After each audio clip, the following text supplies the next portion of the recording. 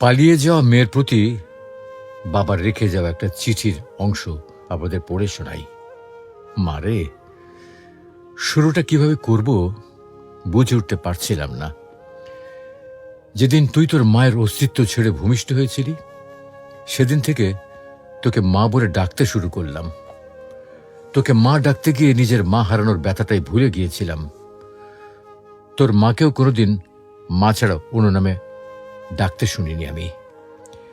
বিদ্যালয়ে প্রথম দিন শিক্ষক তোর নাম জিজ্ঞাসা করেছিলেন।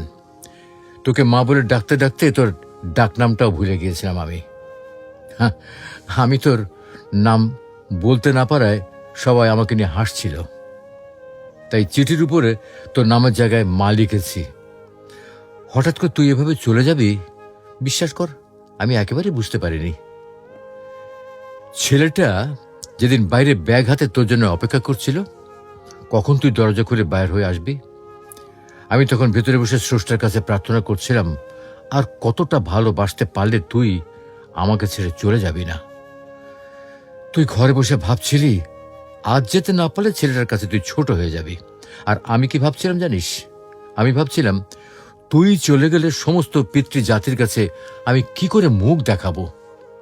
জানিস মা, তুই তোর 3 বছরের ভালোবাসা খুঁজে পেয়েছিস, কিন্তু আমার জীবন থেকে যে 20টা বছরের ভালোবাসা হারিয়ে গেছে তা তোকে কিভাবে বুঝাবো। মারে, প্রত্যেকটা বাবা জানে রক্ত পানি করে গড়ে তোলা মেয়েটা একদিন অন্যের ঘরে চলে যাবে। তারপরেও একটু কৃপণতা থাকে না বাবাদের ভেতরে। বাবাদের ভালোবাসার শামুকের খোলসের মতো, বাইরেটা শক্ত হলেও ভেতরটা কিন্তু খুব নরম হয়ে থাকে। জানিস মা, বাবারা সন্তানদের কতটা ভালোবাসে তা বোঝাতে পারে না, তবে অনেকটা ভালোবাসতে পারে। জানি মা, আমার লেখাগুলো পড়ে তোর খারাপ লাগতে পারে। কি করবো বল, তোরা তো যৌবনে পা রাখার পর চোখ, কান, নাক সবকিছুর প্রতি বিবেচনা করে প্রেম করিস।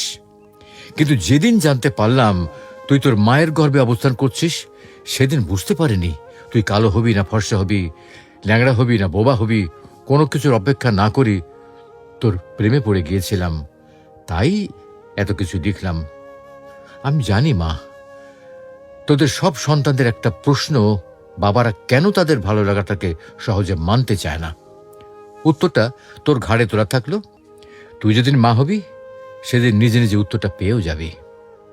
তোরা যখন একটা ছেলের হাত ধরে পালিয়ে যাস, তখন ওই ছেলে ছাড়া জীবনে কারো প্রয়োজন বোধ করিস না। কিন্তু একটা বাবা বোঝে তার জীবনে নিজের মেয়েটার কতটা প্রয়োজন। যেদিন তোর নাড়ুর কাছ থেকে তোর মাকে গ্রহণ করেছিলাম, সেদিন প্রতিজ্ঞা করেছিলাম কি জানিস? যদি মেয়ে হয় তার স্বামীর হাতে তুলে দিয়ে কন্যা দানের দায়িত্ব থেকে নিজেকে হালকা করব। তাই তোর প্রতি এত অভিমান। মারে, বাবার উপর রাগ করিস না। তোরা যদি অল্প দিনের ভালোবাসার জন্য ঘর ছেড়ে পালাতে পারিস, তবে আমরা এই 20 বছরের ভালোবাসার জন্য বেপরোয়া হব না কেন? বাবারা মেয়ে সন্তানের জন্মের পর চিন্তা করতে থাকে নিজের মেয়েটাকে সুপাত্রের হাতে তুলে দিতে পারবে তো, আর যৌবনে পা রাখার পর চিন্তা করে কোনো প্রতারণা হাতে পড়ে পালিয়ে যাবে না তো। তাই মেয়েদের প্রতি প্রতিটা বাবার এতটা নজরদারি। যদি মন কাঁদে চলে আসিস, বুক পেতে দেব। হয়তো তোর মায়ের মতো তোকে পেটে ধরিনি, তবে পিঠে ধরার যন্ত্রণাটা সহ্য করতে পারছি না। আর কি বলবো তোকে। ইতি, তোর জন্মদাতা পিতা। সুপ্রিয় দর্শক, এই চিঠিটা পড়ে অন্তত একটি মেয়ে বা ছেলেও যদি তাদের সিদ্ধান্ত থেকে ফিরে আসে, তাতে মন্দ কি?